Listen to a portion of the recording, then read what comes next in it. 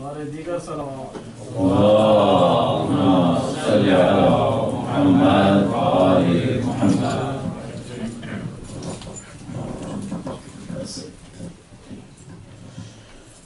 اہل بیت اطہار علیہ السلام کی عظمت پر ایک بار پھر درود بھیجے گا. محمد و آل محمد. اللہم صلی علی محمد و آل محمد. فاتحہ. بسم اللہ الرحمن الرحیم.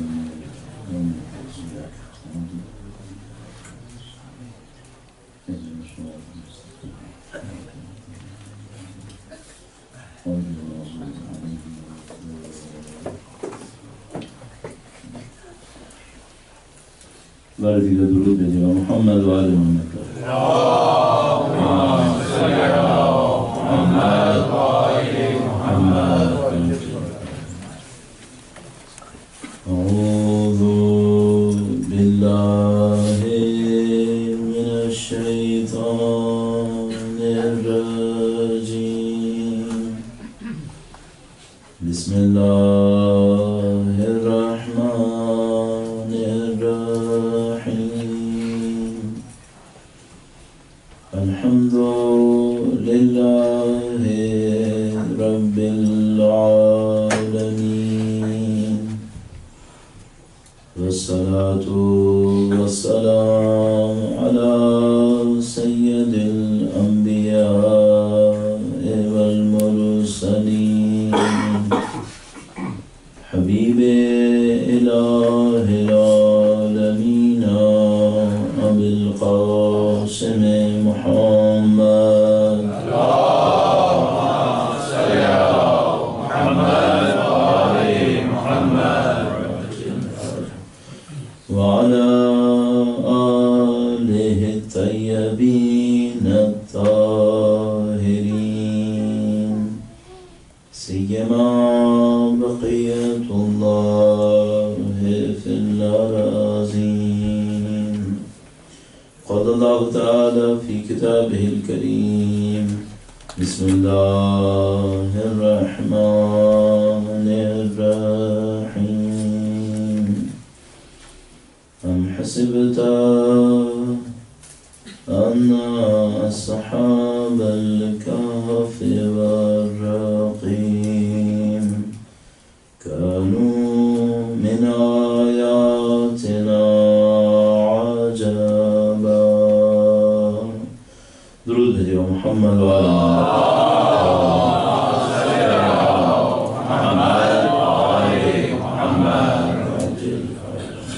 پروردگار عالم نے جو بیش بہا نعمتیں ہم انسانوں کو دی ہیں ان کے بارے میں قرآن کریم میں ارشاد فرماتا ہے ان تعدوا نعمت اللہ لا تحصوها. اگر تم اللہ کی نعمتوں کو شمار کرنا چاہو گے تو شمار نہیں کر سکو گے. بہت اچھا ہے کہ انسان کبھی کسی جگہ بیٹھ کر ان نعمتوں کو شمار کرنے کی کوشش کر لیں تاکہ اگر کوئی گمان ہو بھی کہ میں شمار کر سکتا ہوں تو دیکھ کیا واقعا شمار ہو پائیں گی یا نہیں ہو پائیں گی. جو نعمتیں خدا تعالیٰ نے دی ہیں ان نعمتوں میں کچھ ایسی ہیں جو تھوڑے وقت کے لیے ہوتی ہیں بعد میں ختم ہو جاتی ہیں. یہ جسم ہے, یہ آنکھیں ہیں, جو جسمانی صلاحیتیں ہیں, طاقتیں ہیں, لیکن کچھ نعمتیں پروردگار عالم کی ایسی ہیں جو ہماری ابدی زندگی کے لیے ہیں. ظاہر ان نعمتوں کی قیمت بہت زیادہ ہے. جتنی ابدی زندگی کی اہمیت ہے اتنی نعمتوں کی قیمت ہے. اور ان نعمتوں میں سے عظیم الشان نعمت جو خدا تعالیٰ نے ہماری ابدی زندگی کے لیے دی ہیں وہ اہل بیت اطہار علیہ السلام کی محبت اور وہ الفت ہے جو ان کی طرف کے لیے ہمارے دلوں کے اندر خدا تعالیٰ نے قرار دی. چونکہ دلوں کا حاکم بھی بہرحال خدا ہے اور دلوں کے اندر اگر یہ محبت آئی ہے تو یہ بھی خدا تعالیٰ کے اذن سے آئی. اب اس میں نہیں معلوم کس کس کی اچھی دخالت رہی ہے جس کی وجہ سے ایسا ہوا ہے. بہر صورت اللہ تعالیٰ کی دی ہوئی اس نعمت کا شکر بجا لانے کے لیے اور خاص کر اس کے دوام کی درخواست کے ساتھ کہ نعمت ملنا ایک کام ہے, نعمت کا باقی رہنا دوسرا کام اور وہ بڑا کام, اور اس کے بعد اتنا رہے کہ قیامت تک چلے یہ تو بہت بڑا کام, تو بہت بڑا کام. ان تمام نعمتوں کے حصول کے لیے، ان میں اضافے کے لیے، ان کے دوام کے لیے، ان کے استمرار کے لیے، قیامت تک باقی رہنے کے لیے، نظر لطف حضرت امام کی حاصل کرنے کے لیے، ان کی ضرور کی تعجیل کے لیے درود بھیجیں محمد وعلی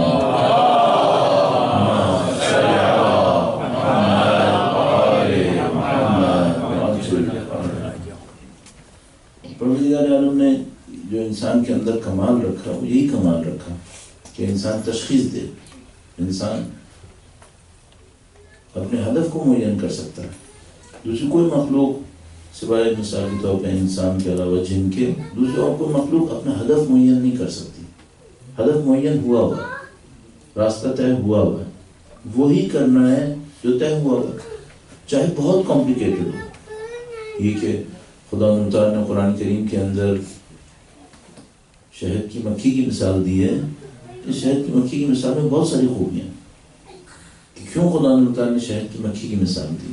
یہ بہت کمپلیکیٹڈ کام کر رہی ہے، اور جب سے شہد آنے کی کر رہی ہے، اور جب سے شہد کھانے والا بھی کوئی نہیں تھا تب بھی شہد بنا رہی تھی، اور وہ جو شہد بنا رہی ہے وہ اتنا ہے کہ اگر ہم یہ چاہیں کہ لیبر کو پے کر کے یہ بنوائیں تو ہم میں سے سب کسی کو شاید زندگی میں 2-4 چمچے شہد کھانے کو ملے گا، پھر اتنا مہنگا ہو جائے گا۔ وہ خدا متعال کروا رہا ہے، لیکن شہد کی مکھی تکامل نہیں کر سکتی، جو کر رہی ہے یہی کرے گی۔ اب وہ یہ نہیں کر سکتی کہ مثال کے طور پر اپنے آپ کو اپ گریڈ کرے کہ شہد کی جگہ کچھ اور بھی بنائے، ذرا بہتر کوئی پروڈکٹ بنا دے، نہیں، جو بن رہا ختم ہو گیا، اس میں کیا اپ گریڈ کرے گی؟ اس کا راستہ طے ہوا ہوا ہے، اس کا ہدف طے ہوا ہوا ہے، جتنا بھی کمپلیکیٹڈ تھا جو بھی تھا وہ ہو چکا۔ انسان کے ساتھ ایسا نہیں ہے، انسان کو موقع دیتا ہے کہ تم اپنا ہدف خود بناؤ، اور جتنا بلندی پہ جانا چاہتے ہو خدا تعالیٰ وعدہ کرتا ہے کہ میں فراہم کروں گا تمہارے لیے۔ یعنی مثلاً یہ جو ہم دیکھتے ہیں مختلف اسکول آف تھاٹس ہوتے ہیں، اسکولز آف تھاٹ ہوتے ہیں جن کے اندر لمٹس طے کی جاتی ہیں کہ بھئی انسان کی گروتھ کی لمٹ کیا ہے، فزیکل گروتھ کتنی ہو سکتی ہے، مینٹل گروتھ کتنی ہو سکتی ہے، سائیکالوجیکلی اس کے اندر کتنی اسٹرینتھ ہے۔ ان تمام کے مقابلے میں یہاں اصل میں وہ آپ نے دیکھا ہی ہوگا کہ 2 ذاکر ایک امام بارگاہ میں نہیں چل پاتے۔ جیسے کوئی دوسرا ذاکر آتا ہے تو ہم لوگ کہتے ہیں بھائی تھوڑی دیر ہم، تھوڑی دیر بعد میں۔ محمد وآل محمد صلوات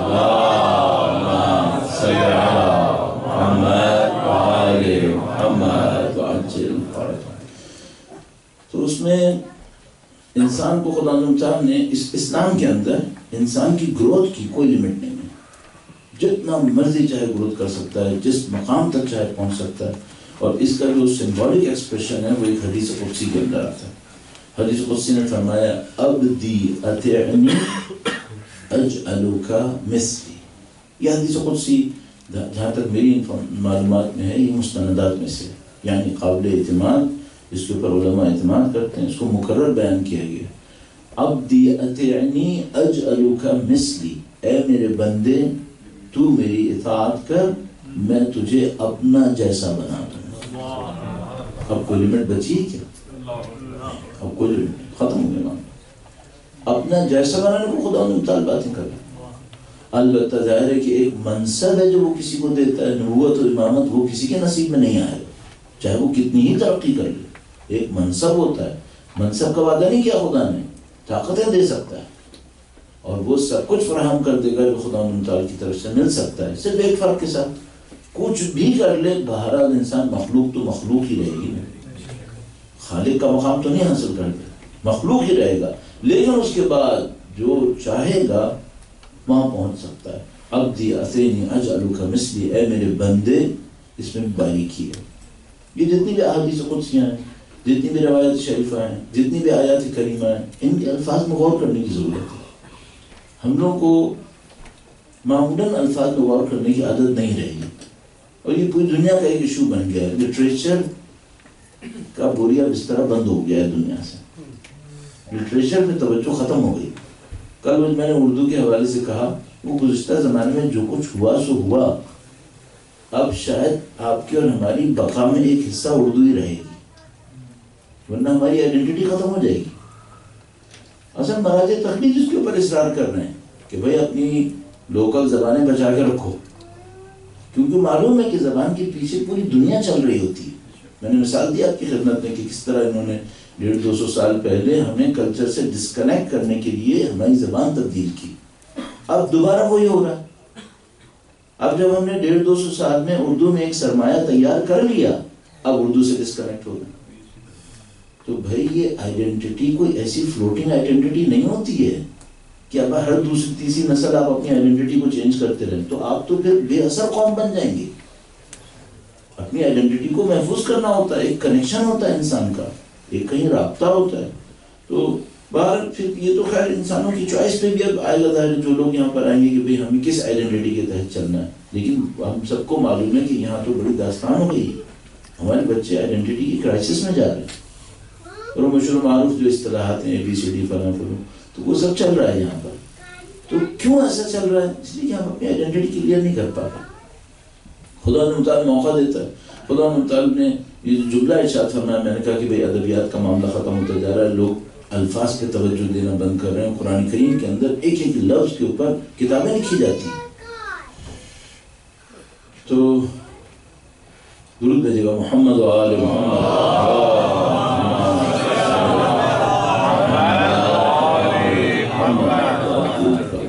خدا تعالیٰ نے یہاں پہ فرمایا عبدی اتینی، میرے بندے میری اطاعت کر. اس میں لطافت ہے. عبد کیوں کہا؟ عبد اس لیے کہا کہ اطاعت کا راز بندگی کے اندر ہے، اس خاطر عبد کہا. جیسے میں نے چند دن پہلے آپ کی خدمت میں عبودیت کی اہمیت کے اوپر کئی جگہ آپ کی خدمت میں عرض کیا تھا، سبحان الذی اسری بعبدہ، اور نبی اکرم کے القاب میں عبدہ و رسولہ. یہ عبودیت، تسلیم، سرنڈر کرنا خدا نے متعلق کے سامنے، یہ آغاز ہے. اسی سے انتہا حاصل ہوتی ہے. سب کچھ عبودیت سے. یہ نہیں ہوگا تو کچھ نہیں. عبودیت نہیں تو نافرمانی ہوتی. نافرمانی کے ساتھ تو کوئی مقام حاصل نہیں ہوتا. تو فرمایا عبدی اطیعنی اجعلک مثلی، میں تجھے اپنا جیسا بناؤں گا. کیا مطلب اپنا جیسا بناؤں گا؟ روایت شریفہ میں ارشاد فرمایا میں حی اور قیوم، زندہ ہوں اور دوسروں کو زندہ رکھتا ہوں. تو بھی زندہ رہے گا اور دوسروں کو زندہ رکھے گا. قیومیت بھی خدا نے متعلق. آپ کہیں گے بھئی قیومیت کیسے ہوتی ہے؟ بھئی قیومیت ایسے ہوتی ہے کہ کچھ لوگ ہوتے ہیں جو خود زندہ رہتے ہیں لیکن دوسروں کی زندگی کا سبب نہیں بنتے، بلکہ شاید دوسروں میں نقص کا سبب بن جاتے ہیں. اور کچھ لوگ ایسے ہیں جو خود بھی زندہ رہتے ہیں اور دوسروں کے اندر زندگی کا سبب بھی بنتے ہیں. اب یہ تو آپ نے مادی لحاظ سے سوچ لیا، اب ذرا معنوی لحاظ سے سوچیے. کچھ لوگ ہیں خود بھی زندہ ہوتے ہیں معنوی طور پر اور دوسروں کی معنویات کو زندہ کر دیتے ہیں. اب اس میں جو کمال ہے وہ ظاہر ہے وہ سید الشہداء کے پاس ہے اور دوسروں کی زندگی کو بڑھانے والا. اور کیا کیا مفاہیم ہیں، کیا کیا عناوین ہیں جو سید الشہداء کی ذات مقدس سے جاری ساری. کس طرح مردوں کو زندگی دینا سید الشہداء کے القاب میں، سید الشہداء کے کام میں، سید الشہداء کے ذکر میں، اسی عزاداری میں. کتنے مردوں کو تو عزاداری زندہ کر رہی ہے. اچھا نہ ہوتی تو کیا ہوتا؟ مردگی تھی، موت ہی موت تھی. زندہ کیا، زندہ رکھا اور زندگی بڑھ رہی. الحمدللہ رب العالمین. سید الشہداء کا سر تو فرمایا کہ میں زندہ ہوں، حی و قیوم ہوں. تم بھی ایسے ہو جاؤ گے، زندہ رہو گے، دوسروں کو زندگی دو. فرمایا میں قادر ہوں، طاقت ہے میرے پاس، کہتا ہوں چیزوں کو وہ ہو جائیں تو ہو جاتی ہیں. تم بندگی میں آ گئے، میں تمہیں ایک ایسی جگہ پہنچاؤں گا تم کہو کہ ہو، اور تمہارے کہنے پہ بھی ہو جائیں گے. اچھا کوئی یہ نہ کہ بھئی یہ تو شرک ہو گیا. نہیں، شرک نہیں ہوا. مخلوق رہتی ہے. جب خدا نے حضرت ابراہیم سے کہا، جب حضرت ابراہیم علیہ السلام نے فرمایا ربی کیف تخلق، تو کیسے بناتا ہے، تو کیسے خلق کرتا ہے. یہ بہت خوبصورت جملہ ہے، کیسے خلق کرتا ہے. اچھا خدا نے نہیں کہا کہ میں کہتا ہوں کن تو وہ ہو جاتی ہیں.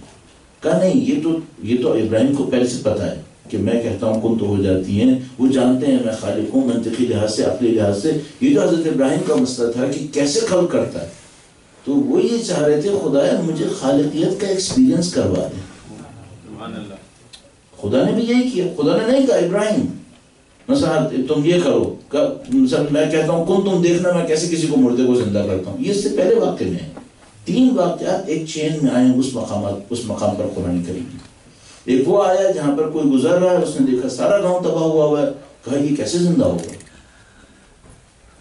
کہا کہ ایسے زندہ ہوگا کہ تم خود مرو. مار دیا. وہ سواری کھانا سب کو مار دیا، سب کو ختم کر دیا. اس کے بعد 100 سال بعد اٹھایا اور کہا اب ذرا دیکھو. دیکھا تو کھانا ابھی بھی فریش تھا. کہا دیکھ لیا. اب جانور کو دیکھو. پھر اس کے بعد کیف نقصوها لحما، کیسے ہم نے اس کی ہڈیوں کے اوپر گوشت چڑھانا. ذرا دیکھو اپنی آنکھوں سے. دیکھا، انہوں نے کہا اب پتہ چل گیا تو زندہ کرتا. یہ ایک لیول تھا. اس سے پہلے ایک لیول تھا جس میں عقلی دلیل تھی، خدا زندہ کرے گا نہیں کرے گا. ایک عقلی دلیل آئی کہ ہاں زندہ کرے گا. دوسرا لیول یہ ہوا جس میں کہا کیسے زندہ کرے گا، دکھا دیا دیکھو ایسے زندہ کرے گا. اب حضرت ابراہیم علیہ السلام کا لیول تھا. حضرت ابراہیم علیہ السلام کا لیول سمپل لاجیکل ریزننگ کا لیول نہیں تھا، وہ گزر چکا تھا. نہ دیکھنے کا لیول تھا، وہ بھی گزر چکا تھا. اب حضرت ابراہیم علیہ السلام کا لیول تھا. اب جو انہوں نے کہا کیف تخلق، تو یہ نہیں تھا کہ مردے کو زندہ کر کے دکھا، وہ تو پہلے دکھا چکے. نہ کہ عقلی دلیل دے کہ تو کیسے کرتا ہے، وہ بھی ہو چکا. اب جو لیول تھا وہ یہ تھا کہ خدایا مجھے خالقیت میں واسطہ قرار دے دے تاکہ میں یہ تجربہ کروں تو کیسے زندہ کرتا ہے. کہا تم ایسا کرو، پرندوں کو لو، انہیں مارو اور ان کے گوشت کو ایک دوسرے سے ملا کر ایک جگہ پہ رکھ دو. پھر ایک جگہ اونچی جگہ پہ جاؤ اور ایک ایک کر کے پرندے کو پکارو. تو تم میری خالقیت کے بیچ میں آؤ گے تب تمہیں پتہ چلے گا میں کیسے خلق کرتا ہوں. خدا اپنے مخلوق کو اپنی خالقیت کے بیچ میں لاتا ہے. اچھا اب تھوڑی دیر کے لیے حضرت ابراہیم اس خدا کی دی ہوئی قدرت سے، مجھے جملہ کو ایسا نہیں کہنا کہ بعد میں مجھے کوئی پکڑ لے شرک ہو گیا. حضرت ابراہیم اس خدا کی دی ہوئی قدرت سے واسطے خلقت میں آئے یا نہیں آئے؟ خالق کے واسطے میں آ گئے. اب یہاں پر ہم کہتے ہیں خدا خالق بالاصل ہے اور ابراہیم علیہ السلام خالق ہوئے بالفرع، فرع ہوئے. ایک برانچ حضرت ابراہیم علیہ السلام خالق ہو گئے، خالق بالاصل نہیں ہوئے. خالق بالاصل کون ہے؟ خدا بندے مطابق. خالق بالفرع ہو گئے، واسطہ بن گئے خالقیت کے اندر. ایسے خدا مخلوقات کو واسطے قرار دیتا ہے. حضرت عیسیٰ علیہ السلام مردے کے اوپر کھڑے ہو کر کہوں گا بِإِذْنِ اللَّهِ قُمْ بِإِذْنِ اللَّهِ، کھڑا ہو. قرآن کریم فرماتا ہے حضرت عیسیٰ علیہ السلام کہتے ہیں میں اخلقو، میں خلق کروں گا بِإِذْنِ اللَّهِ، میں خلق کروں گا بِإِذْنِ اللَّهِ. اچھا یہ جو کہا میں خلق کروں گا یہ شرک تو نہیں ہوا؟ قرآن نے لکھا ہے میں خلق کروں گا. اخلقو کہا نہیں شرک نہیں ہے. کیوں؟ آخر میں لکھا ہے بِإِذْنِ اللَّهِ. مخلوق خالقیت کے واسطے میں خالق بالفعل بنتے ہیں، یہ بنتے ہیں. اب میں اس جو 5 منٹ میں آخری میں عرض کیا، اس کی بنیاد پہ بہت ساری روایتیں سمجھ میں آنی چاہیے جن کو ہم کھڑے کھڑے ریجیکٹ کر دیتے ہیں کہ یہ صحیح نہیں ہے. ہاں اگر کوئی فرعیت کو نکال دے، اصالت کا دعویٰ کرے، یہ محض شرک ہو جائے گا. اصالت کا دعویٰ کر دے یہ شرک ہو جائے گا. لیکن اگر اصالت کا دعویٰ نہ کرے تو اس کی تو مثال قرآن میں بہت ہیں، وہ کہیں سے کہیں تک شرک نہیں بنے گا. درود بھیجے گا محمد و آل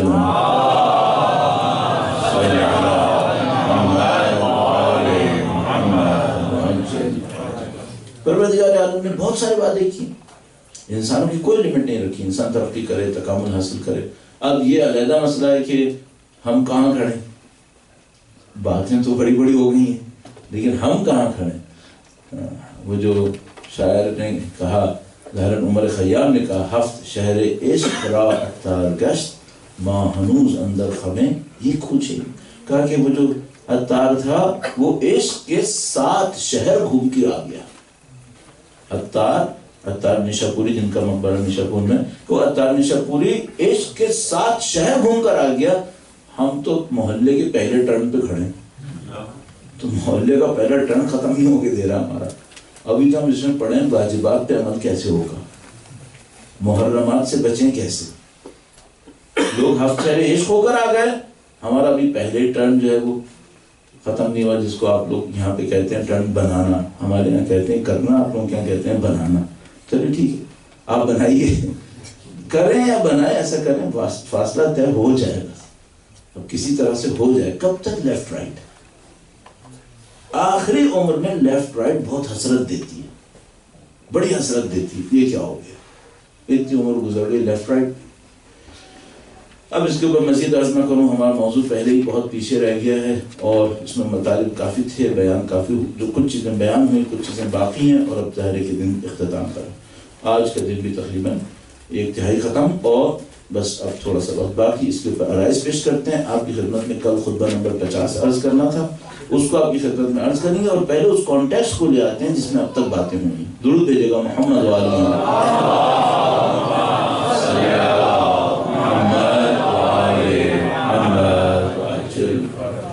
عرائض جو تھے وہ سیرت اہل بیت اطہار سلام اللہ علیہم اجمعین میں تھے۔ ایک بار ان کی ذوات مقدسہ پر درود بھیجے گا محمد و آل محمد۔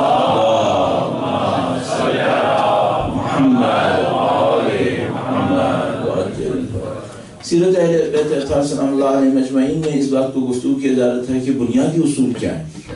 اس سے پہلے گفتگو کی گئی کہ بھئی انسان کے اندر کامیابی کے لیے کیا چیزیں چاہیے، تو اس پر بیان ہوا، تزکیہ نفس کے اوپر بات ہوئی، عبودیت کے اوپر بات ہوئی، اور یہ سب باتیں نہیں ہونی چاہیے بلکہ عمل ہونا چاہیے۔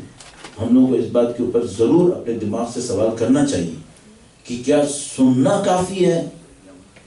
بغیر عمل کے سننا بوجھ ہے، بغیر عمل کے سننا بہت بڑا بوجھ ہے، اس کو ہم نہیں سنبھال پائیں گے پھر۔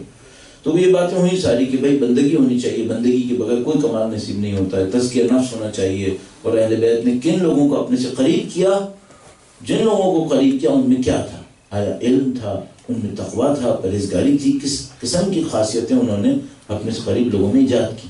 اور اس کے بعد پھر اس کے اوپر بات ہوئی کہ انسان کے 3 قسم کے رابطے ہوتے ہیں، ایک وہ جو خدا سے ہوتا ہے، ایک وہ جو مخلوقات سے ہوتا ہے، اور ایک وہ جو اپنے آپ سے ہوتا ہے۔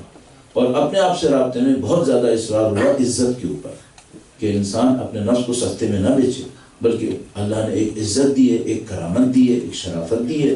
اس عزت کرامت و شرافت سے بہت ساری چیزیں حاصل ہوتی ہیں، اور بے حیائی جو ہوتی ہے وہ انسان کو ایمان سے دور لے جاتی ہے۔ اگر کوئی اپنے لیے عزت کا قائل نہیں ہے تو اس کا ایمان باقی نہیں رہتا، وہ بے عزت انسان، بے ایمان انسان خود بخود تبدیل ہونے لگتا ہے۔ یہ ساری باتیں ہیں۔ اس کے بعد پھر اہل بیت کی جو طریقہ کار تھا معاشرے میں کام کرنے کا، اس کے حوالے سے بات ہوئی کہ وہ انسانوں کو عزت تک پہنچانا چاہتے تھے، اور اس عزت تک پہنچانے میں پھر ایک معاشرتی اصول کے اوپر بات ہوئی، اور وہ جو معاشرتی اصل تھا وہ یہ تھا کہ وہ دوسرے کے بنائے ہوئے میدان کے اوپر بیٹھ کر کام نہیں کرنا چاہتے تھے، کہ بعد میں ایسا ہو کہ کام تو وہ کریں اور لوگ ان کے نام سے فائدہ اٹھا کر کچھ اور کریں، وہ یہ نہیں کرنا چاہتے تھے۔ تو عرض ہوا کہ کیوں ابو سفیان کا انکار کیا، کیوں اسی طریقے سے مولا نے بعد میں ہاں اور نہیں کے مسئلے میں نہیں کہا اور ہاں نہیں کہا، اور اسی طریقے سے عرض ہوا کہ مولا نے چھٹے امام میں کیوں اس قاصد کو چراغ کے اوپر لیٹر جلا کے جواب دیا، اور کیا انہوں نے شعر پڑھا۔ یہ سب باتیں آپ کی خدمت میں عرض ہوئیں۔ اور اس کے بعد پھر کل جب آخر میں پہنچے تو یہ بھی عرض ہوا کہ بھئی یہ جو برطانیہ نے ہمارے ساتھ کیا وہ کیا کیا، انہوں نے کس طریقے سے عزت نفس کو سلب کیا، اور عزت نفس کو جو انہوں نے چھینا تو اس کا ایک طریقہ کار یہ تھا کہ بڑوں کو ذلیل کر دیا، بڑوں کو ذلیل کیا۔ جو قوم کے ہیرو تھے ان کو بہت زیادہ فخر و مذلت کا شکار کیا، اور اس کے نتیجے میں قوم کا اعتماد ختم ہوا، اور وہ جو بلڈنگز تھیں وہ پھر اعتماد نہیں دلا سکیں، وہ اعتماد نہیں دلا سکیں۔ ایک بات ہمیشہ ذہن میں رکھنی پڑے گی، وہ یہ کہ جتنے بھی میٹیریل ایلیمنٹس ہوتے ہیں یہ سب یوز لیس ہو جاتے ہیں اگر اندر سے خالی روح نہ ہو۔ بلڈنگز فائدہ نہیں دیتی، کوئی بلڈنگ فائدہ نہیں دیتی۔ تاج محل فائدہ نہیں دے پائی، تاج محل سے بڑھ کے کون سی بلڈنگ بنائیں گے آپ؟ تو بلڈنگز کبھی فائدہ نہیں دیتی جب تک روحانی طور پر لوگ مضبوط نہ ہو۔ روحانی طور پر لوگ مضبوط ہوتے ہیں، جھوپڑوں کے اندر بھی بہت کچھ کر لیتے ہیں۔ البتہ یہ نہیں کہ جو روحانی طور پر مضبوط ہے وہ جھوپڑے میں ہی رہے، نہیں، آپ سینٹرز بنائیں، ضرور بنائیں، ایسا نہ ہو کہ وہ کام رہ جائیں، وہ ضرور کریں، لیکن اس بات کو ذہن میں رکھیں تربیت حاصل، اور آپ کو پتہ ہے اسی لیے تو آپ یہ سب کام کر رہے ہیں۔ اب آج جو تھا وہ بات کل جب اس پر آئی تھی اور خطبہ نمبر 50 کی، تو اس کے اوپر عرض کرنا تھا، اس سے ہمیں وہ پوائنٹ مل رہا تھا کہ وہ غلط اور صحیح کو مکس نہیں کرتے تھے۔ صحیح ہے اور غلط اگر 1 سیکنڈ کا بھی ہے، غلط ہے، اس کو انہوں نے کبھی جز وقتی فائدے کی خاطر مکس نہیں ہونے دیا۔ کیوں نہیں ہونے دیا؟ خطبہ نمبر 50 کے اوپر گفتگو ہے، انما بدء وقوع الفتن، فتنے کہاں سے شروع ہوتے ہیں۔ تو میں تھوڑی سی عبارت پڑھنے کی آپ کے سامنے جو ہمارے یہاں روٹین نہیں ہے اس کو میں کروں گا، تاکہ انشاءاللہ اس کو ذرا سی دیر بات ہو سکے۔ میں کوشش کروں گا 10-12 منٹ میں اس کو ختم کروں۔ درود بھیجے گا محمد و آل محمد۔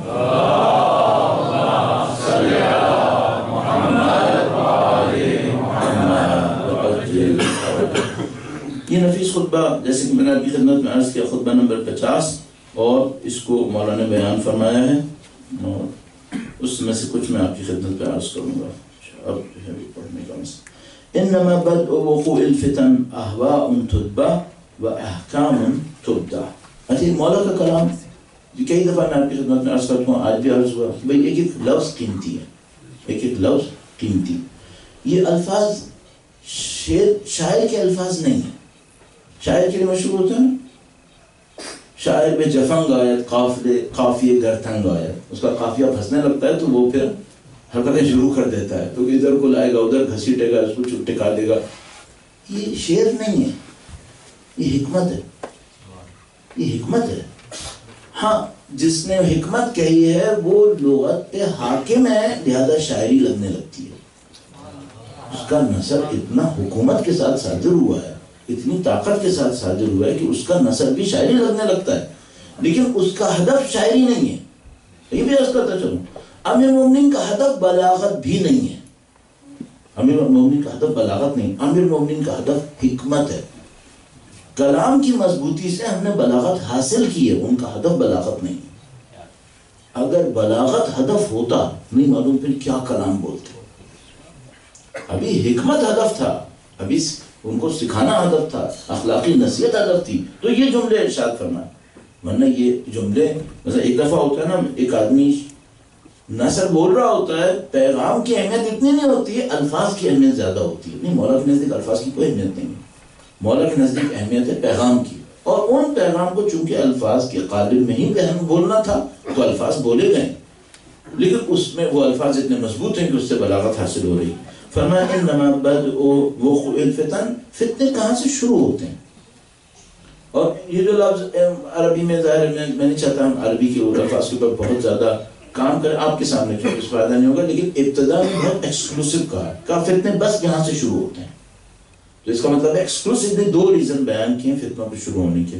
پہلا ریزن کیا ہے احواء تتبع ہوا و ہوس کی پیروی. فتنے کہاں سے شروع ہوتے ہیں پہلا پوائنٹ ہوا و ہوس کی پیروی و احکام تبدع اور ایسے احکام جن کو بدعت میں گڑھا جاتا ہے یہاں سے فتنے شروع ہوتا ہے. فتنے کہاں سے شروع ہوں گے اگر کوئی ہوا و ہوس نہ دکھائے کوئی اختلاف نہیں ہوگا. کیوں ہمارے اختلافات ہوتے ہیں کیا اختلافات قرآن کی بنیاد پہ ہوتے ہیں سنت کی بنیاد پہ اختلافات ہیں. نہیں زیادہ تر اختلافات کی بنیاد ہوا و ہوس ہے. بہت کم کوئی اختلافات ہوتے ہیں جو نظریاتی اختلافات ہوتے ہیں. اچھا جہاں نظریاتی اختلافات ہوتے ہیں وہاں اخلاق سے گر کے کوئی حرکت نہیں ہوتی. یہ جو اخلاق سے گر کے حرکتیں ہوتی ہیں یہ صاف بتا رہی ہوتی ہیں یہ اخلاقی یہ نظریاتی اختلافات نہیں ہیں یہ ہوا و ہوس کے اختلافات ہوتے ہیں. امام فرما رہے ہیں جو فتنے شروع ہوتے ہیں وہ احواء تتبع و احکام تبدع یخالف فیہا کتاب اللہ. ان کی ایک نشانی بھی ہوتی ہے یہ جو ہوا و ہوس کی پیروی ہوتی ہے اور احکام گڑھے جاتے ہیں ان کی ایک نشانی ہوتی ہے اس میں کتاب خدا کی مخالفت ہوتی ہے. کہیں نہ کہیں خدا کی کتاب کے اگینسٹ جا رہے ہوتے ہیں. قبول تھوڑی کریں گے کہ یہ کتاب خدا کے خلاف جا رہے ہیں لیکن امام فرما رہے ہیں تم نے اگر پہچاننا ہے تو اس کی نشانی یہ ہے ہوا و ہوس کی پیروی ہوگی نئے نئے احکام گڑھے جائیں گے اور ان احکام کے اندر کتاب خدا کی مخالفت ہوگی. وَيَتَوَلَّ عَلَيْهَا رِجَالًا عَلَى غَيْرِ دِينِ اللَّهِ. اور اس کے نتیجے میں کیا ہوتا ہے ایک ہائرارکی بن جاتی ہے. ہائرارکی میں کیا ہے کچھ لوگوں پہ حکومت کرتے ہیں دین خدا سے بھی نہیں ہوتے دین خدا پہ نہیں ہوتے. بہت سادہ سی بات ہے یہ جو ہم لوگوں کے ملکوں میں نظام بنے ہوئے حکومت کے یہ دین خدا پہ بنے. یہ بہترین مثال ہے ان فتنوں کی یہ فتنوں کی بہت اچھی مثال ہے. امام فرما رہے ہیں فتنوں کا آغاز کہاں سے ہوتا ہے ہوا و ہوس کی پیروی ہوتا ہے. جو پولیٹیکل سسٹمز ہیں ان میں ہوا و ہوس کی پیروی کسی کے سامنے چھپی بھی ہے. نفسانی خواہشات کے یہ لوگ پتلے ہیں وہ تو خیر ہیں ہی وہ باقیوں کا بھی پتہ نہیں کیا ہے. تو ہوا و ہوس صاف نظر آ رہی ہے بھائی کوئی کام ہو رہا ہے جس کے اندر ایک آدمی ایسے بہیو کر رہا ہے جس صاف نظر آ رہی ہے اپنے آپ کو پروجیکٹ کر رہا ہے معلوم ہے ہوا و ہوس کی پیروی کر رہا ہے. اچھا جب یہ ہوا و ہوس کی پیروی ہوگی تو کیا ہوگا پھر آگے تک کہانی ہے. پھر امام نے فرمایا نفسانی خواہشات کی پیروی، احکام گڑھے جاتے ہیں جو پہلے نہیں ہوتے بعد میں گڑھ دیے جاتے ہیں. کتاب خدا کی مخالفت ہوتی ہے، کچھ لوگ دوسرے لوگوں کے اوپر حکومت کرنے لگتے ہیں بغیر دین اللہ. اللہ کا دین بھی بیچ میں نہیں ہوتا. کوئی بھی ریزن لے آئیں گے حکومت کرنے کے لیے، کوئی بھی ریزن لے آئیں گے اپنی سپریمیسی کو جمانے کے لیے. کوئی نیشنلزم سے لائے گا، کوئی دولت سے لائے گا، کوئی کہیں اور سے نکال کے لائے گا. دین خدا نہیں ہوگا. یہ سب ہو جاتا ہے. اس کے بعد فرمایا فَلَوْ أَنَّ الْبَاطِلَ خَلَصَ مِنْ مِزَاجِ الْحَقِّ لَمْ يَخَفْ عَلَى الْمُرْتَادِينَ. یہاں پہ بہت خوبصورت ایک پوائنٹ ہے جس کی خاطر میں نے عرض کیا تھا. فرمایا اگر باطل حق سے کچھ نہ لیتا تو لوگوں پر باطل اشتباہ نہ ہوتا. کیا مطلب؟ بھئی باطل اگر یہ کہتا میں باطل ہوں تو کوئی پیروی کرتا؟ کیوں؟ پاگلوں کی پیروی کرتے. اگر باطل حق کے پیچھے اپنے آپ کو نہ چھپاتا تو لوگوں کے لیے کوئی مشتبہ نہیں ہوتا. لوگ سمجھ جاتے یہ باطل. لیکن باطل کیا کرتا ہے؟ اپنے آپ کو حق کے پیچھے چھپاتا ہے. باطل بن کے نہیں آتا. وہ امیر شام بھی حکومت کرتا ہے نا تو اپنے لیے ایک دعویٰ ایجاد کرتا ہے، کہتا ہے میں یہ ہوں، جب کا حق نہیں ہے. مثلا آج کی دنیا میں جو حکومتیں بنائی ہوئی ہیں، جو امام نے فرمایا کچھ لوگوں کو حکومت کرتے ہیں اللہ غیر دین اللہ، دین خدا نہیں ہوتا. تو کیا ہے یہ؟ کوئی بھی نام لے لیں گے. کبھی کسی ڈیموکریسی کا نام لیں گے، کبھی کسی چیز کا نام لیں گے، کبھی کسی چیز کا نام لیں گے. اس کے بعد اس کو بنا کر اساس کہیں گے ہمارے پاس یہ حق ہے. اور یہ باطل ہوگا جو حق کے پیچھے اپنے آپ کو چھپا لے گا. یہ باطل ہوتا ہے جو اپنے آپ کو حق کے پیچھے چھپاتا ہے. فَلَوْ أَنَّ الْبَاطِلَ خَلَصَ مِن مِزَاجِ الْحَقِّ، اگر باطل نے حق کے مزاج میں سے نہ لیا ہو، لَمْ يَخَفْ عَلَى الْمُرْتَادِينَ، تو یہ لوگوں کے اوپر مشتبہ نہیں ہوگا. وَلَوْ أَنَّ الْحَقَّ خَلَصَ مِن لُبْسِ الْبَاطِلِ انقطعت عنه ألسن المعاندین. وہ پہلا جملہ تو بلند، دوسرا جملہ اور بلند. کہا اگر حق بھی باطل سے نہ لیتا. کیا مطلب؟ یعنی اہل حق بھی باطل سے لے لیتے ہیں. مصیبت یہاں باطل نے اہل حق سے لیا تھا کیموفلاج کرنے کے لیے، اپنے آپ کو چھپانے کے لیے. اہل حق نے کیا کمزوری دکھائی؟ انہوں نے بھی باطل سے لے لیا. جب اہل حق نے باطل سے لیا، حق نے جب باطل سے لیا، امام فرما رہے ہیں اگر حق باطل سے نہ لیتا تو دشمنوں کی زبانیں کٹ جاتی. تو انقطعت ألسن المعاندین، دشمنوں کی زبانیں کٹ جاتی اگر حق نے باطل سے نہ لیا ہوتا. اس کا مطلب کیا؟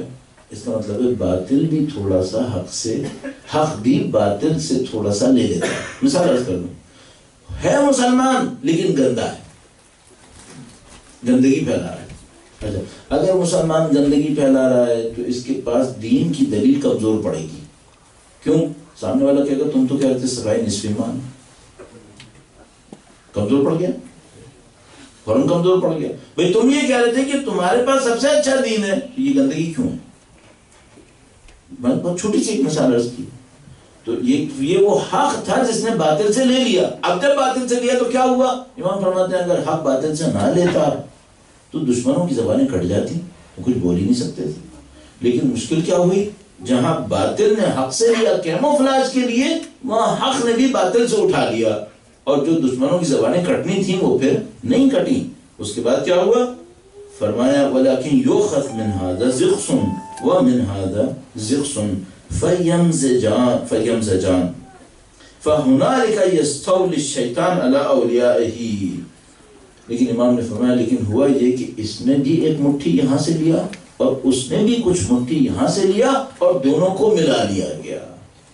اب دونوں کو ملا لیا تو کیا ہوا؟ اب جب یہ کام ہوا فَهُنَالِكَ يَسْتَوْلِي الشَّيْطَانُ، اب یہاں شیطان کو برتری مل گئی، شیطان حاکم آ گیا. عَلَىٰ أَوْلِيَائِهِ فَهُنَالِكَ يَسْتَوْلِي الشَّيْطَانُ عَلَىٰ أَوْلِيَائِهِ، اب یہاں شیطان اپنے ماننے والوں پر حاکم ہو گیا. وَيَنْجُو الَّذِينَ سَبَقَتْ لَهُم مِّنَّا الْحُسْنَىٰ، اور جن لوگوں پر پہلے سے خدا نے احسان کیا تھا بس وہی بچتے ہیں. یہ خطبہ حق اور باطل کی پہچان میں معرکۃ الآراء ہے. اب میرے بیان میں نقص جس کی وجہ سے میں شاید اس کو آپ کے سامنے اتنی جلدی میں بھی ظاہر نہ کر سکوں، لیکن یہ خطبہ بڑا عجیب خطبہ ہے. آپ اس کو سکون سے بیٹھ کر تمام تفصیلات کے ساتھ دیکھیے گا. اب اس کو سمرائز کرتے ہیں. امام نے فرمایا فتنے کہاں سے ظاہر ہوتے ہیں؟ ہوا و ہوس سے ظاہر ہوتے ہیں اور نئے نئے احکام گڑھنے سے.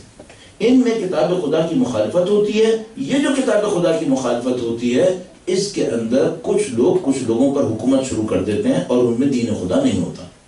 پھر اس کے بعد فرمایا باطل نے حق سے کچھ لے لیا ہوتا ہے تاکہ اپنے آپ کو چھپائے، اور اہل حق نے بھی باطل سے مٹھی نہ لی ہوتی تو دشمن کی زبانیں کٹ جاتی. لیکن مشکل یہ ہوئی کہ اہل حق نے بھی باطل سے کچھ لے لیا. فَيُؤْخَذْ مِنْ هَذَا زِغْصٌ، پھر یہاں سے ایک مٹھی لی وہاں سے ایک مٹھی لی. فَيَمْزَجَانِ، پس ان کو ملا دیا گیا. اور جب حق اور باطل اس طرح مل گیا فَهُنَالِكَ يَسْتَوْلِي الشَّيْطَانُ عَلَىٰ أَوْلِيَائِهِ، اب یہاں شیطان اپنے ماننے والوں کے اوپر حکومت کرتا ہے. اور بچتا کون ہے؟ امام فرما رہے ہیں فتنہ شروع ہونے کے بعد بچنے کا سوال نہیں ہے. بچتا وہ ہے سبقت لہم من الحسنى، اللہ کی طرف سے پہلے سے اس پر احسان ہو تو بچے گا. اب کوئی کہے میں فتنے میں پھنس جاؤں اب خدا مجھے نکالے، نہیں. جب آپ پھنس گئے اب نکلنا نہیں ہے. آپ کو پہلے سے ہی محفوظ کرنے کے لیے اپنے آپ کو اس خدا کے حسن تک پہنچنا تھا. اور یہ وہ مشکل ہے جو فتنے کے اندر آتی ہے. فتنے کے گرداب سے نکلنا آسان نہیں ہوتا. انسان کو اپنے نفس کو پہلے سے اتنا مضبوط کرنا ہوتا ہے کہ جب فتنہ شروع ہو تو وہ بچ سکے. اب مثال ایک کو عملی ایک مثال عرض کر کے اس کو اختتام پذیر کرتا ہوں. مثال کے طور پر ہم سب کو معلوم ہے امام کی تشریف آوری سے پہلے فتنے بہت آئیں گے. اچھا اگر کوئی یہ سوچ رہا ہے جب وہ فتنے آئیں گے نا تب ہم دعائیں مانگیں گے، تب ہم اپنے آپ کو مضبوط کریں گے، تو سرکار یہ بھی نہیں معلوم کہ ابھی وہ آ چکے ہوں. یہ بھی کسی کو معلوم ہے کہ نہیں آیا ابھی. انسان کے فتنوں سے نہ بچنے میں ایک عنصر یہی ہے کہ وہ آخری وقت تک سوچتا رہتا ہے یہ فتنہ نہیں ہے، یہ تو روٹین ہے.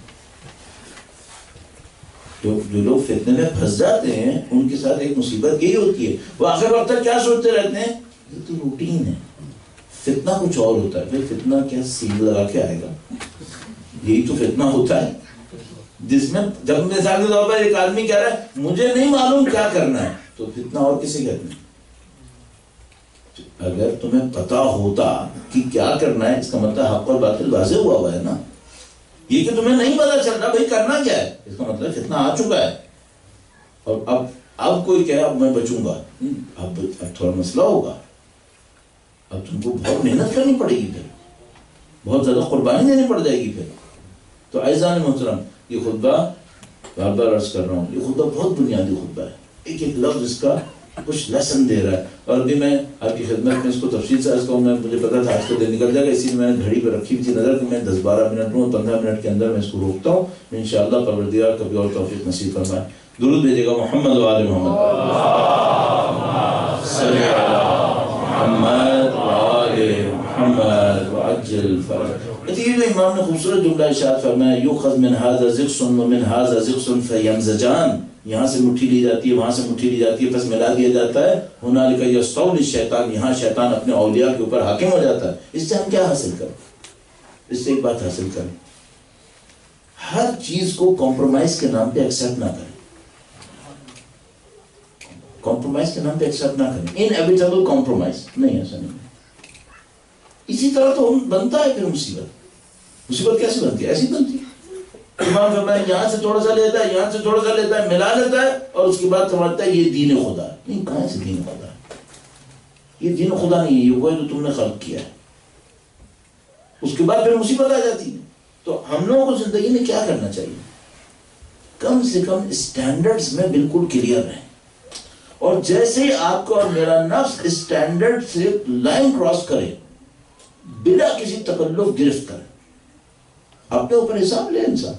ایک مثال آپ کی خدمت میں عرض کرتا ہوں. درود بھیجے گا محمد و آل محمد. صلی علی محمد و آل محمد وعجل فرجہ. مثال کے طور پر میں کہیں کسی کے ساتھ گفتگو کر رہا ہوں، فرض کر لیں، اور گفتگو کرتے کرتے وہ مجھ سے کہے کہ صاحب مجھے آپ سے کچھ پوچھنا ہے، مجھے آپ سے کچھ معلوم کرنا ہے. ہاں، اور میں کہتا ہوں ہاں پوچھو تم، میں جو پوچھو گے بتاؤں گا. اچھا یہ جھنڈا لائن کراس کر گیا ہے، تمہارے پاس یہ طاقت کہاں سے آئی؟ آپ آئیے گا، جو ہوگا، جو مشکل ہوگی ہم حل کر لیں گے. یہ کہاں سے آئی بھائی؟ یہ طاقت کہاں سے؟ اچھا یہ آپ کو اپنے آپ کو پروجیکشن کرنے کا خیال ہی کیوں آیا؟ اپنی شخصیت کو ثابت کرنے کی ضرورت کیوں پیش آ رہی ہے آپ کو؟ طریقے سے بات کریں آدمی، لائن میں رہے، تواضع کے اندر رہے. اچھا کیا اتنا آسان ہے اس لائن کو آئیڈینٹیفائی کرنا؟ نہیں، بات میں نکل جاتی ہے. جب نکل جاتی ہے پہلی دوسری دفعہ تو شاید سمجھ میں آئے کہ نکل گئی ہے، لیکن اگر زبان پہ چڑھ جائے معاملہ ختم ہو چکا ہے. اب اگر میں اسی میں بوڑھا ہو گیا تو کوئی مجھے بتانے والا ہوگا کیا؟ یہ معاملہ ختم ہو چکا ہے. یہ لوگ جو گمراہ ہوئے ہیں یہ اوور نائٹ گمراہ نہیں ہوتے ہیں. یہ ایک غلطی ہوتی ہے جو چھپتی ہے ضمیر کے اندر اتنی دب جاتی ہے کہ ہم بھی بھول جاتے ہیں کہ ہم نے دبائی تھی. یہ جو گلہری ہے نا یہ بڑا عجیب کام کرتی ہے. یہ گلہری خدا متعال کا گارڈنر ہے، یہ پلانٹر ہے. یہ ایک تو یہ نٹس چوری کرتی ہے، نٹس اٹھاتی ہے، بیج اٹھاتی ہے، یہ اٹھاتی ہے زمین میں دبا دیتی ہے کہ میں اس کو بعد میں کھاؤں گی. حافظہ اس کا انتہائی خراب ہے، حافظہ بہت ہی خراب ہے اس کا. یہ چھپاتی ہے اور بھول جاتی ہے، اور اس سے پودے نکلنے ہوتے ہیں، اس سے پودے نکلنے ہوتے ہیں. تو یہ گارڈنر ہے، پلانٹر ہے، بڑا اچھا کام کر رہی ہوتی ہے. لیکن اگر ہم اپنی خرابیوں کے ساتھ یہی کرنے لگیں کہ دفن کرتے رہیں اور بھلاتے رہیں. گلہری میں تو صحیح تھا، آپ تو گلہری نہیں تھے بھائی، آپ تو انسان خلق ہوئے تھے. آپ کو دفنانے اور چھپانے کی اجازت نہیں تھی. کیوں؟ یہ جتنے دفناؤ گے نا یہ قیامت کے دن کھلیں گے. یوم تبلی السرائر، وہ دن جب سارے راز کھل جائیں گے. تو دفنا کے چھپانے میں تمہاری اور ہماری کوئی مصلحت نہیں ہے. یہ کہ مجھے پتا ہے کہ میرے اندر ایک شہوت پرستی ہے، نعوذ باللہ، میں اسے چھپا لوں، انشاءاللہ نہیں ہے. مجھے پتا ہے میرے اندر جہاں طلبی ہے، جگہ جگہ نظر آ رہی ہے، میرے بولنے کا اسٹائل بتا رہے جہاں طلبی پر ہو، چھپا دیتا ہوں. نہیں، انشاءاللہ نہیں ہے. چھپانے کا کوئی فائدہ نہیں ہے.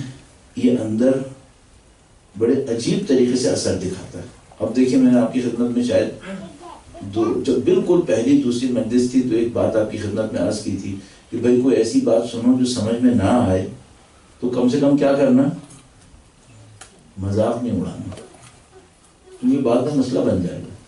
نہج البلاغہ کے خطبے پڑھتے چلے جائیں، آپ ایک خطبے تک پہنچیں گے. جہاں تک مجھے یاد آ رہا ہے مفتی جعفر حسین صاحب اللہ مقاموں کی ترتیب میں 7 نمبر خطبہ ہے، جہاں تک مجھے یاد ہے. کل میں اور دیکھ کے بتا دوں گا آپ کی خدمت. یہاں پہ مولا نے سینوں میں جو کچھ چھپا ہوتا ہے اس کا راز کھولا ہے، اور اگر مولا نہ بتاتے کوئی چانس نہیں تھا. لیکن جو انہوں نے بتایا ہے وہ اتنا سخت ہے کہ اس کو بتانا ہر آدمی کے بس میں نہیں. ہم جیسا آدمی ممبر میں بیٹھ کے بتانے لگے تو ہماری جان جاتی ہے کہ بھائی یہ کیسے بتائیں گے. کیوں؟ آدھے لوگ تو مان ہی نہیں پائیں گے. جن آدھوں کو سمجھ میں بھی آئے گا وہ بھی بعد میں شک کریں گے کہ بھائی یہ کیا ہو گیا، شاید کچھ اور کہنا چاہ رہے ہیں. نہیں بیٹا کچھ نہیں کہنا چاہ رہے، یہی کہنا چاہ رہے ہیں، لیکن تم اور میں سمجھ نہیں پائیں گے اور ہم اور تم قبول نہیں کر پائیں گے. انہوں نے وہاں بتایا کہ بھائی یہ شیطان لوگوں کے سینوں میں کرتا کیا ہے. اتنا عجیب ہے کہ آدمی پہلی دفعہ بغیر کسی مقدمے کے پڑھے نا تو وہ سمجھنے ایک دم فلیٹ ہو جاتا ہے بھائی یہ کیا ہو گیا. الذی یوسوس فی صدور الناس، دل کے اندر تک جاتا ہے. البتہ اولیاء الہی، انبیاء خدا، ائمہ اطہار، ان کے دلوں تک رسائی نہیں ہے اس کی.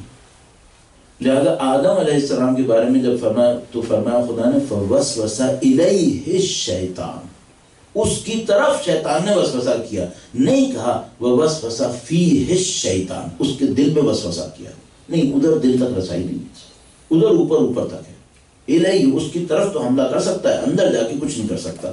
لیکن بندوں کے اندر مصیبت یہ اگر خدا کے مخلص بندے نہ ہوں، خدا تعالیٰ نے قرآن کریم میں فرمایا الا المخلصین، مخلصین کے ساتھ ہی کچھ نہیں کر سکتا.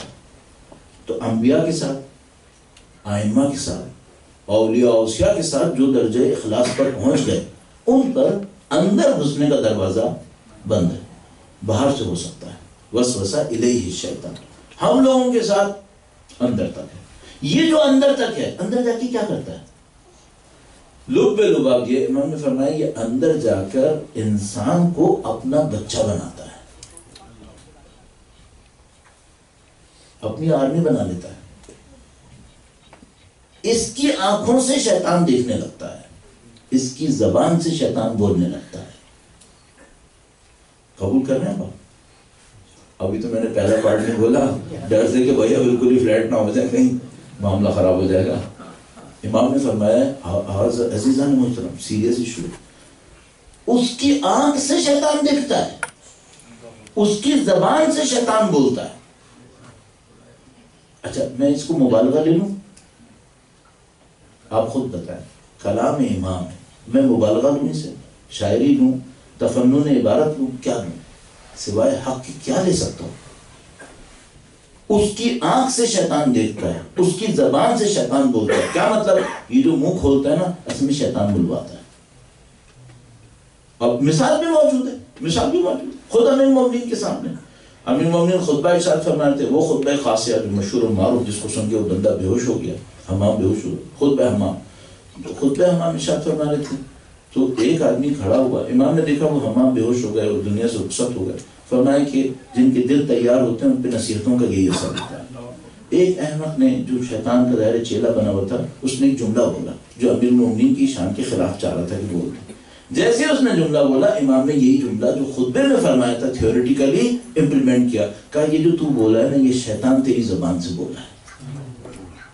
اچھا اس کا مطلب امام کیا فرما رہے ہیں؟ وہ جو میں نے تھیوریٹیکلی خطبے میں بولا تھا نا، پریکٹیکلی بھی دکھا دیا کہ ہوتا ہے.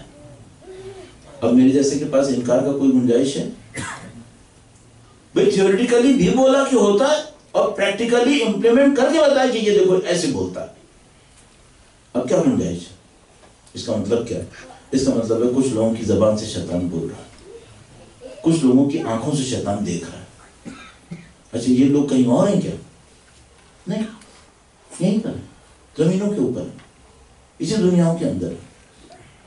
اس طرح کام سخت ہوا ہے، اس طرح کام سخت ہوئے معاشروں کے اندر کہ معاشروں کے اندر شیطان کی آنکھوں کو، شیطان کے لیے آنکھ بننے والے لوگ بن گئے، شیطان کے لیے بولنے والے زبان بن گئی. اب وہ جب بولے گا تو کیا ہوگا؟ ہدایت پھیلائے گا؟ نہیں، ہدایت نہیں دے گا، یہ گمراہی پھیلائے گا. یہ اتحاد کروائے گا؟ نہیں، اتحاد نہیں کروائے گا، اختلاف کروائے گا. یہ دین خدا کی نصرت کرے گا؟ نہیں، دین خدا سے دشمنی کرے گا. اللہ سے پناہ مانگنی پڑے گی کہ ہم کسی نہ خود اس مصیبت میں پڑے، نہ ایسے کسی کے ساتھ یاری دوستی بنے. شیطان کے چیلے کے ساتھ دوستی کہاں پہنچائے گی؟ شیطان کے چیلے کی حمایت کہاں لے کے جائے گی؟ تو عزیزان محترم، معاملہ ٹف ہے، معاملہ سخت ہے. اور ان چیزوں کو یہ کہنا کہ نعوذ باللہ یہ کلام کی مبالغہ آ رہی، نعوذ باللہ تعالیٰ کلام کا تفنن، ایسی کوئی بات نہیں ہے. یہ امام کا کلام ہے، اس میں ایسی کوئی شاعری نہیں ہوتی. یہاں صرف ریالٹیز ریفلیکٹ ہو رہی ہوتی ہے. جس کو سمجھنا ہے سمجھے، جس کو نہیں سمجھنا شاعری کیا ہے، معاملہ ختم. لیکن ہمیں خدا نے اتنی عقل دی ہوگی انشاءاللہ کہ ہم یہ سمجھے کہ بھائی یہ واقعیات ہیں، یہ مبالغات نہیں ہیں، یہ شاعری نہیں ہے، یہ حقیقت کے اوپر مبنی ہے. اللہ انشاءاللہ ایسے شیاطین سے ہمیں اور آپ کو اور اس کے راستے سے ہم سب کو محفوظ فرمائے انشاءاللہ. درود بھیجے گا محمد و آل محمد.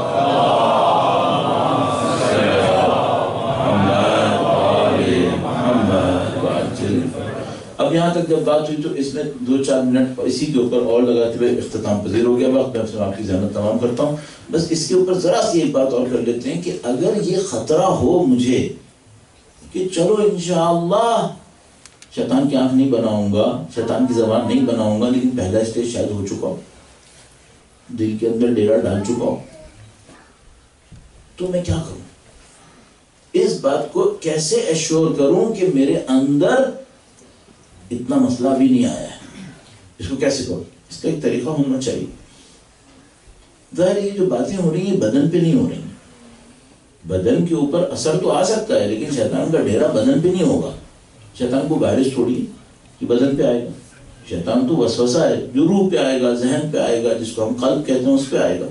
تو اب میرے پاس راستہ کیا ہے؟ بہت نفیس ایک راستہ استغفار کا ہے. وہ میں دیکھیے, وہ جب ہم فصل بونے لگتے ہیں تو زمین کو تیار کرتے ہیں تاکہ اس میں بیج ڈالیں. شیطان اپنا بیج ڈالتا ہے گناہ کی فصل, گناہ کی زمین پہ. گناہ کی زمین پہ شیطان کا بیج گروتھ کرتا ہے. اچھا, وہ گناہ چھوٹا بھی ہو سکتا ہے. چھوٹا سا بھی انسان گناہ کرے تو یہ سمجھ لو کہ فصل کے لیے تو زمین نہیں بنی, کم سے کم پودے کے لیے تو بن گئی. تو بعض اوقات انسان یہی کرتا ہے نا, زمین بنجر ہوتی ہے, گڈھا کھودتا ہے, اس میں کھاد کھود ڈال کے کہتا ہے باقی بنجر جائے کہیں پر بھی, کم سے کم اتنی سی زمین تو تیار کر دوں جس میں ایک درخت لگا دوں. تو شیطان بھی یہی کرتا ہے, کہتا ہے زمین تو یہ مجھے نہیں دے گا لیکن چلو کم سے کم ایک گڈھا ہی صحیح, ایک گڈھا تو لو. چھوٹے سے کسی جرم سے شروع کرے گا. اچھا, وہ چھوٹے سے جرم سے کیسے شروع کرتا ہے؟ اس کو ہماری اور آپ کی آنکھوں میں چھوٹا بنا دیتا ہے جرم, کہتا ہے چھوٹا سا ہے, چھوٹا سا. مثلا کوئی ہماری بہن ہوگی, وہ کہیں بات تو ٹھیک ہے پردہ ضروری ہے لیکن خوب اتنا بھی اب ضروری نہیں ہوا, نہ بھی کیا تو کیا وہ آنکھوں کا پردہ چل جائے گا. اچھا, ہمارا کوئی مرد ہوگا تو مثال کے طور پر اس سے کہے گا ٹھیک ہے ہر چیز میں خدا کی مان لی, ابھی تھی چھوٹے چھوٹے مسائل, داڑھی بال, اس میں کیا ماننا, چل جائے گا. مثلا کسی کو کہے گا کہ اچھا یہ ہاں نماز پانچوں نمازیں پڑھ تو رہے, اگر ایک آدھ قدم میں پڑھ لی تو کیا ہو گیا, فجر کی قضا کر لو. اس کا اسٹائل ہے, اس کو پتا ہے پہلے مرحلے میں یہ زمین نہیں دے گا مجھے, پہلے مرحلے میں کیا کر لیتا ہوں, یہ گڈھا لے لو, گڈھے میں درخت تو اگاؤں. اچھا, ایک دفعہ درخت میں اگ گیا تو اس کا بہرحال جب اس کے اوپر شاخ و برگ شیطانی نکلیں گے تو باقی زمین تو درخت خود ہی تیار کر ہی لے گا. پھر اور فصل بڑھا دوں گا, اس کے بعد تو یہ میرے ہتھے چڑھ ہی جائے گا. تو اس کو قدم چاہیے. یہ وہ اونٹ ہے جو عرب کے خیمے میں گھستا ہے, عرب باہر اور اونٹ اندر, یہ وہ اونٹ ہے, یہ شیطان ہے. اب ہمیں اور آپ کو کیا کرنا ہے؟ ہمیں اور آپ کو یہ کرنا ہے, سب سے پہلا کام اپنی موجودہ زندگی میں اگر کوئی چھوٹا سا بھی گناہ ریگولر ہو رہا ہے, ایکسیڈنٹلی ہو گیا, انسان کو شیطان نے فریب دے دیا, چلو ٹھیک بچو اس سے, لیکن ہو گیا ریگولر گناہ, پتہ ہے گناہ ہے مت کرو. کیوں؟ یہ آپ نے زمین کرائے پہ دے دی ہے. یہ جو چھوٹا سا گناہ ریگولر کر رہے ہو نا, یہ زمین جا چکی ہے, درخت لگ گیا. چھوٹا سا گناہ بھی ریگولر نہیں کرو, ایکسیڈنٹلی کبھی ہو گیا, انٹینشن یہی ہے کہ صبح اٹھوں گا قضا کے بعد. ارے بھائی, یہ تو آپ صبح ہی صبح شیطان کو کہہ رہے ہو بیٹا پودے کو پانی دے, چل بھائی درخت بھی لگا اور صبح صبح پانی بھی دے کے جا. تم صبح ہی خراب کر رہے ہو یار, زندگی کیوں برباد کر رہے ہو, کیوں اپنی نفس سے کھیل رہے ہو, کیوں اپنی جان کے پیچھے پڑے ہو. اپنے نفس کو بچاؤ, قیمتی نفس ہے. بلا وجہ اس کو لا رہے جو انٹروڈر ہے, حقیقت انٹروڈر ہے, کچھ نہیں چھوڑتا ہے, گھستا ہے, پھر سارا معاملہ ختم کر دیتا ہے, ساری فصلیں برباد کر دیتا ہے. اسی طریقے سے ایک تو یہ ہو گیا, گناہ سے شروع ہو گیا معاملہ ختم. دوسرا ایک مسئلہ, دل کے جذبات پہ کنٹرول نہیں ہے. بغض ہے, کینہ ہے, حسد ہے, نفرتیں ہیں, دشمنیاں ہیں, یہ سب کیا ہے؟ یہ سب وہ دل کے اندر گڈھے ہیں جہاں شیطان نے درخت لگانا ہے. جتنی دیر نفرت رہے گی زمین اچھی بن گئی ہے, نکالنا پڑے گا انسان. یہ سب گڈھے ہیں, یہ پورے حل چل رہے ہیں وہاں پہ. اب زمین تیار ہو گئی, جس دل میں نفرتیں اتنی بن گئی ہیں, ایسا وہ تو بالکل آپ نے شیطان کو بالکل ہی جسے کہتے ہیں ہمارے مخاطب پہ دے دی زمین, تو لمبے کرائے پہ دے دیا آپ نے, وہ لمبی لیز پہ دے دیا اس کو. اب اس میں نفرت کو کہاں سے نکالیں گے؟ یہ دو پوائنٹس آپ اور میں پکڑ لیں. نمبر ایک, ریگولر گناہ نہ آنے میں, چھوٹا بھی نہیں. نمبر دو, نفس دل کی جو کیفیتیں ہیں, بغض, نفرت, حسد, کینہ, بغاوت, یہ سب, اس کو کسی طریقے سے کلین کرنا, اندر سے صاف ہو جائے آدمی. اگر اندر سے صاف ہو گیا, یہ سمجھ لیجیے آپ نے ٹھیک ٹھاک کام کر لیا ہے. اب آپ کی اس ایمانی زمین کے اوپر شیطان کا پودا اتنی آسانی سے نہیں لگے گا, آپ بچ جائیں گے. اچھا, آپ کو یاد ہے جو میں نے پودا اور درخت کہہ کے تو اس کو اچھا رنگ دے دیا, ورنہ یہ ہے جھاڑی. میں پودا اور درخت اس لیے کہہ رہا تھا کہ بات چل جائے، ورنہ یہ کیا ہے، یہ بھائی یہ تنکوں والی جھاڑی ہے، یہ نہیں چھوڑتی ہے، کیسے پھیلتی ہے؟ کسی کو نہیں سمجھ میں آتا تو کراچی کے اندر آ کے دیکھتے ہیں کیسے پھیلتی ہے۔ مشہور ہے کہ جو کراچی میں اور سندھ کے مختلف اطراف میں جھاڑی لگی ہوئی ہے، یہ سیکنڈ ورلڈ وار کے بعد لگائی گئی تھی۔ مشہور ہے کہ یہ پتہ نہیں سیکنڈ ورلڈ وار کے اطراف کی باقاعدہ درخت سے اس کے بیج پھینکے گئے تھے، پہلے نہیں پتا تھا یہ کتنی اگے گی، چونکہ یہ ڈیزرٹ کو ڈی ڈیزرٹ کرنے کے لیے کیا تھا، یہ ڈیزرٹس ختم ہو جائیں گے۔ اب وہ خود ایک عجیب ڈیزرٹ بن گیا، اس سے فائدے بھی بہت ہیں لیکن یہ بہت عجیب طریقے سے جان کو عذاب بن گیا کراچی کا، سندھ کے علاقے کی۔ بہرحال قصہ مختصر، یہ شیطان کا کام ہے۔ آپ اور میں کیسے بچ سکتے ہیں؟ استغفار۔ نمبر 1، گناہوں پہ گرفت حتی چھوٹا بھی کیوں نہ ہو، دل کی کیفیتوں کو کنٹرول کریں، دل کی کیفیتوں کو کنٹرول کریں۔ اب عزیزان محترم، یہ جو ہمارے پاس مصائب کا چیپٹر ہے نا، یہ بڑا خوبصورت چیپٹر ہے۔ یہ مصائب کا معاملہ بڑا خوبصورت ہے۔ کیوں؟ آپ نے نوٹ کیا ہوگا، ہم لوگ جب مصائب کی گہرائی میں جاتے ہیں، ایک دفعہ تو ہوتا ہے ہلکا پھلکا مصائب ہوتے ہیں، وہ سنا چلے ختم، ایک دفعہ تو نہیں، مصائب کے اندر گہرائی میں چلے جاتے ہیں۔ جب گہرائی میں جاتے ہیں تھوڑی دیر کے لیے ہم سب چیزیں بھول جاتے ہیں۔ اچھا، اس تھوڑی دیر کے لیے وہ نفرتیں، بغض، کینہ، عداوتیں، وہ سب دماغ سے نکل جاتی ہیں۔ اس کا مطلب کیا ہے؟ اس وقت زمین پاک ہو رہی ہے، یہ زمین پاک ہو رہی ہے۔ اچھا، آپ اگر ہر روز 10-15 منٹ اللہ کے حضور استغفار کے لیے ٹائم نکال لیں تو آپ کی زمین صاف ہوگی یا نہیں ہوگی؟ ہو جائے گی۔ ہر روز ٹائم نکال، 10 منٹ 5 منٹ اللہ کے سامنے استغفار کریں، تھوڑی دیر کے لیے دنیا سے اپنے آپ کو نکال کے اس استغفار کی حالت میں، اس کنیکشن کی حالت میں چلے جائیں۔ اور سید الشہداء کا جو ایک کنیکشن ہے، اس کو نہ چھوڑیں، ان الحسین مصباح الہدیٰ وسفینۃ النجاۃ۔ یہ امام کا جو کنیکشن ہے اور یہ جو گریہ ہے، یہ دل کو گویا صاف کر دے۔ چند سیکنڈ کے لیے ہم اس شیطان کی ساری کارروائی سے لڑ لیتے ہیں۔ اب اسی حالت میں اگر خدا کرے کہ انشاءاللہ، جو میں بار بار عرض کرتا ہوں، نظر لطف ان کی ہو جائے، جس دل پہ انہوں نے ایک دفعہ نظر ڈال دی، اس کی پاکیزگی کے مقابلے میں شیطان کچھ نہیں کر سکتا۔ ایک دفعہ وہ نظر لطف پڑ جائے۔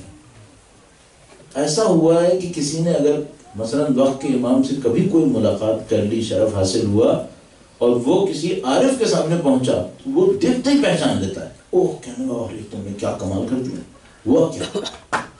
کہتے کیا ہوا؟ تمہیں نہیں معلوم کیا ہو گیا۔ چونکہ ایک دفعہ اگر نظر لطف، محبت کی نظر پڑ گئی امام کی، تو عزیزان محترم، یہ تو اکسیر ہیں، یہ تو کیمیا ہے۔ کسی دھات کو ہاتھ لگاتے ہیں تو سونا بنا دیتے ہیں، پتھروں کو ہاتھ لگاتے ہیں جواہر بنا دیتے ہیں۔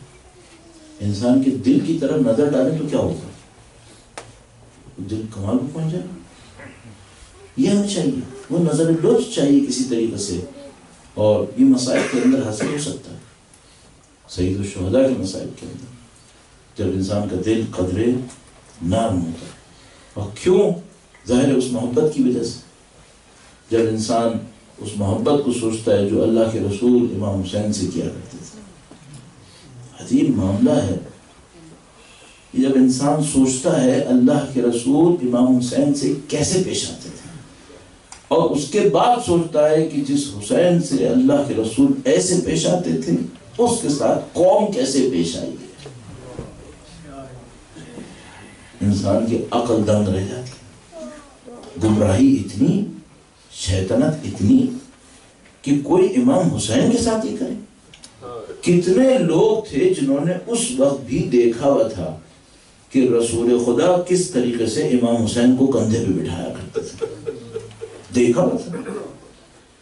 کتنے لوگ تھے جو گواہی دیتے تھے کہ ہاں ہم نے دیکھا تھا کہ اللہ کے رسول کندھے پہ بٹھاتے تھے، اللہ کے رسول سینے کا بوسہ دیتے تھے۔ ارے شروع سے اللہ کے رسول امام حسین کے گلے کا بوسہ دیا کرتے تھے، گلے کا بوسہ دیا کرتے تھے۔ قوم کو سمجھاتے تھے کہ یہ گلا میرے لیے مقدس ہے، یہ سینہ میرے لیے مقدس ہے، کہ اگر اس نے سنا ہوتا کسی نے تو اس سینے پہ شبر بیٹھ سکتا تھا، اس گلے پہ کیا خنجر چل سکتا تھا اگر کسی نے ذرا سا بھی سنا ہوا ہوتا؟ لیکن کہاں. اب اللہ کے رسول کا کیا عالم تھا؟ اللہ کے رسول کا یہ عالم تھا کہ مدینے کے اندر ایک بدو آیا اور اس نے کہا کہ مجھے رسول اللہ سے کچھ کام کہنا ہے، بتاؤ میں کیسے کہوں؟ لوگوں نے کہا جاؤ ایسے ہی کہہ دو، رحمت للعالمین کر دیں گے. کہنے لگا نہیں، مجھے دیکھنا ہوگا کہ اللہ کے رسول کیسے بات مانتے ہیں.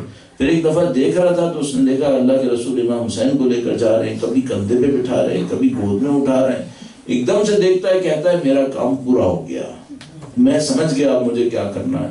اس کے بعد اس نے ایک موقع پہ امام حسین کو جب تنہا دیکھا تو نزدیک آیا اور کہنے لگا اے نواسے رسول، کیا آپ اپنے نانا کے سامنے میری سفارش کر دیں گے؟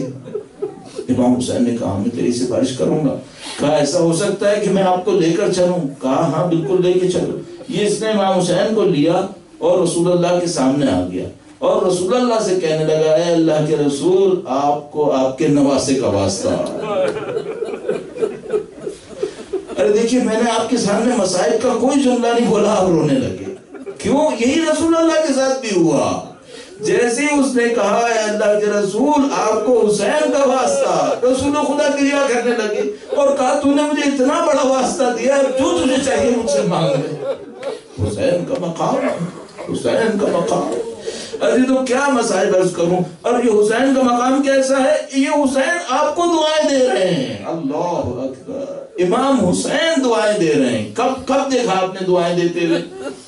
دیکھ لیجئے جب کربلا تشریف لائے، بنی اسد کو بلایا اور بنی اسد سے کہا کہ دیکھو بنی اسد، ہمارے لاشیں دفنا دینا، قبر کے اوپر ہل نہ چلانا، اور ایک تیسرا کام بھی ہے. مولا وہ کام کیا ہے؟ کہا ہمارے ظاہر آئیں گے نا تو کھانے پینے کا خیال رکھ لینا، ہمارا ظاہر بھوکا نہ جائے، ہمارا ظاہر پیاسا نہ جائے، اس کا تم خیال کر لینا. آج دنیا دیکھ رہی ہے کروڑوں لوگ، کوئی بھوکا نہیں ہے، کوئی پیاسا نہیں. الحمدللہ.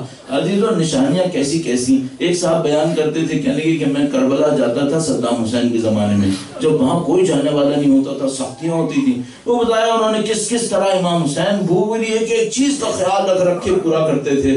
پھر ایک دفعہ کہنے لگے کہ میں نماز پڑھ کے باہر نکل رہا تھا تو ایک بوڑھی سی خاتون ملی. اس بوڑھی سی خاتون کو دیکھا تو اس نے میرے پاس آ کر کہا، یہ بھی اہل پنجاب، وہ بھی پنجاب کی. اس نے کہا کہ بیٹا میرے لیے خط لکھ دو. تو انہوں نے کہا کہ میرے پاس ابھی کاغذ قلم کچھ بھی نہیں ہے، میں کل کاغذ قلم لے کر آؤں گا تو میں آپ کا خط لکھ دوں گا. یہ بڑے اچھے پوسٹ پہ تھے لیکن انہوں نے تواضع دکھایا ظاہرہ کے سامنے، جس کی وجہ سے خدا نے ان کو انعام بھی دیا الحمدللہ. تو کل کہنے لگے میں کاغذ قلم لے کر آیا. کاغذ قلم لے کر آیا، اس بڑھیا نے ہم سے خط لکھوایا، اور وہ جو خط لکھوایا تو اس سے پتا چلا کہ یہاں بہت عرصے سے رہ رہی ہے اور اپنے گھر والوں کو خیریت بنوائی، جو کچھ بھی کہا کچھ اس نے بولا کچھ ہم نے لکھا، اور خط جناب علی لفافہ تیار کر دیا اور معاملہ ختم. کہنے لگے میں نے اس سے پوچھا کہ تم آپ کافی عرصے سے یہاں پر ہیں؟ اس نے کوئی مدت بتائی، 22 سال 24 سال کی، میں اتنے عرصے سے یہاں پر ہوں. تو کہنے لگے کہ میں نے ان سے پوچھا کہ بھئی آپ کا کوئی مرد ساتھ ہے، بھائی ہے، کوئی شوہر، کوئی بیٹا؟ اس نے کہا کہ نہیں میرا کوئی مرد ساتھ نہیں ہے، میں اکیلی ہی یہاں پر اتنی مدت سے ہوں. تو کہنے لگے کہ مجھے بڑا تعجب ہوا کہ مثلا ایک بڑھیا عورت بیچاری 20-22 سال 24 سال سے وہ زیارت کے لیے ہے، ایسے حالات میں جو صدام حسین کا دور ہے، کوئی پوچھنے والا نہیں ہے وہاں پر. تو اس کے بعد کہنے لگے آپ کہاں سوتی ہیں، آپ کہاں بیٹھتی ہیں، بالآخر کوئی پیسہ نہیں آپ کے ہاتھ میں؟ تو اس نے کہا کہ میں اسی زیارت گاہ میں بیٹھتی ہوں، جو دروازہ بند کرتا ہے مجھے پہچانتا ہے، یہ رات کو دروازہ بند کرنے لگتا ہے، میں دروازے کے پیچھے سو جاتی ہوں، صبح کو آ کے اٹھاتا میں چلی جاتی ہوں، پھر دوبارہ زیارت کرنے لگتی ہوں. کہنے لگے میرے دل میں پتہ نہیں کیا آئی، میں نے ایک جملہ پوچھ دیا. میں نے کہا چلو رہنے کا معاملہ حل ہو گیا، یہ بتاؤ کھاتی پیتی کہاں سے، کھاتی پیتی کہاں سے؟ جو ایک جملہ بولا، میں آج تک مجھے سالوں ہو گئے اس واقعے کو سنے ہوئے، میں مسائل میں اس جملے کو بولا کرتا ہوں، پھر اس کو کہتا ہوں بس اب آپ باقی اپنے ذہن میں خود ہی سوچ لیجیے گا. اس نے بڑا عجیب جملہ کہا، کہنے لگی بیٹا یہ خود یہاں بھوکا پیاسا مرا ہے، اب کسی کو بھوکا پیاسا مرنے نہیں دیتا. یہ خود یہاں بھوکا پیاسا مرا ہے، اس کا علی اکبر پیاسا مرا ہے، اس کا علی اصغر پیاسا مرا، اس کی بیٹیاں پیاسی مری، یتیموں کو تماشے لگی، اس کی خود بھوکا پیاسا مرا ہے، اب کسی کو بھوکا پیاسا مرنے نہیں دیتا. یہ سخی ہے، اس کا دسترخوان بہت بڑا. الا لعنت اللہ علی القوم الظالمین وسيعلم الذین ظلموا ای منقلبون.